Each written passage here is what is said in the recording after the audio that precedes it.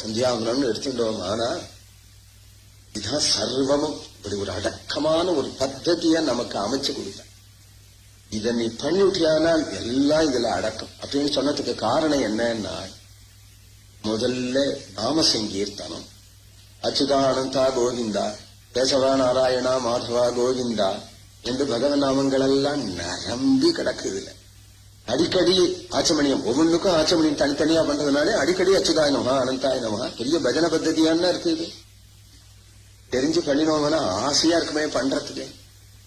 இப்படி கர்மானுஷ்டானமே அனுஷ்டான ரூபமா இருக்கு. பூஜை அப்படின்னு எடுத்தோமானா பத்திரத்தை அர்ப்பணம் பண்ணு, புஷ்பத்தை அர்ப்பணம் பண்ணு, ஒரு பழத்தை அர்ப்பணம் பண்ணுனா இது முடியாதவன் ஜலத்தையாவது எனக்கு அர்ப்பணம் பண்ணு அப்படின்னு சொல்றதுனால காயத்ரியை சொல்லி பகவானுக்கு ஜலத்தை அர்ப்பணம் பண்றோம்.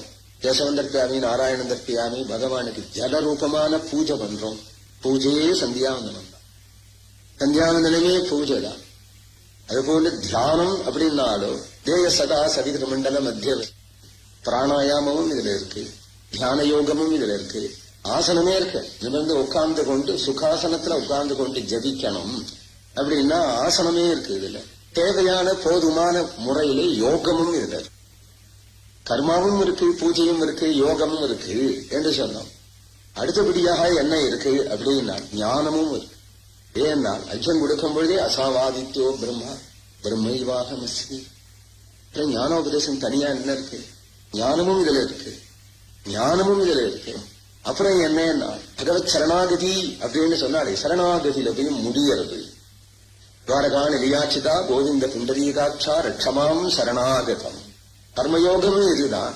எதனாலே காஜேன வாச்சா மனசேந்திரியவா புத்தியாத்மனாவான்னு சொல்லிட்டு ஒரு தீர்த்தத்தை விட்டு நான் எதெல்லாம் மனோவாக்காயங்களால பண்ணினேனோ எல்லாம் நாராயணாயேதி சமர்ப்பயாமி. ஒரே ஸ்லோகத்துல கர்மயோகமும் இதுல. அப்புறம் என்னன்னா பகவன் நாம சங்கீர்த்தனம். மந்திரேனும் கிரியாசேனும் ராயச்சித்தான் அசேஷாணி தபக்கர்மாப்தகாணிதி ஆணி தீஷாம் அசேஷானா ஸ்ரீகிருஷ்ணான ஸ்மரணம் பரம் கிருஷ்ணாய நமஹா. கிருஷ்ண கிருஷ்ண கிருஷ்ணா. சந்தியாவந்தனம் முடிஞ்சு. சந்தியாவந்தனுடைய அழக பார்த்தா இதுதான் கர்மயோகம், இதுதான் ஞான யோகம், இதுதான் தியான யோகம், இதுதான் பூஜா பத்ததி, இதுதான் பகவத் சரணாகதி, இதுதான் நாம சங்கீர்த்தனம் அப்படின்னு இந்த பத்ததியை தெரிஞ்சு விட்டாங்கன்னா யாருதான் இதை விடுவான்? தெய்வம் ஒண்ணு உண்டு, அந்த தெய்வத்தினுடைய அனுகிரகம் தனக்கு வேணும்னு ஆசைப்பட்டவன். ஒரு சிம்பிளான பூஜை நித்தியப்படி நாம் பண்ணணும்னு நினைக்க அவன் எவன் தான் இதை விடுவான்? அதனால நித்திய கர்மாவில பிரதானமான சந்தியாவந்தனத்தை எந்த காரணத்தாலும் விட்டுடவே கூட. இதுவே சுருக்கமா தான் இருக்கு. இதை விட சுருக்கணுங்கிற அவசியம் இல்லை.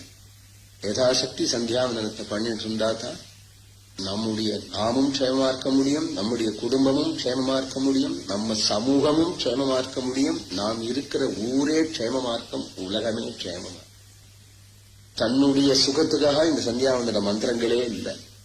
மந்திரங்களுடைய அர்த்தத்தை பார்த்தா தொட்ட இடங்கள்லாம் லோகம் க்ஷேமமா இருக்கணும், லோகம் க்ஷேமமா இருக்கணும்னு பிரார்த்தனை பண்ற ரைட்டு நமக்கு தான் உண்டு.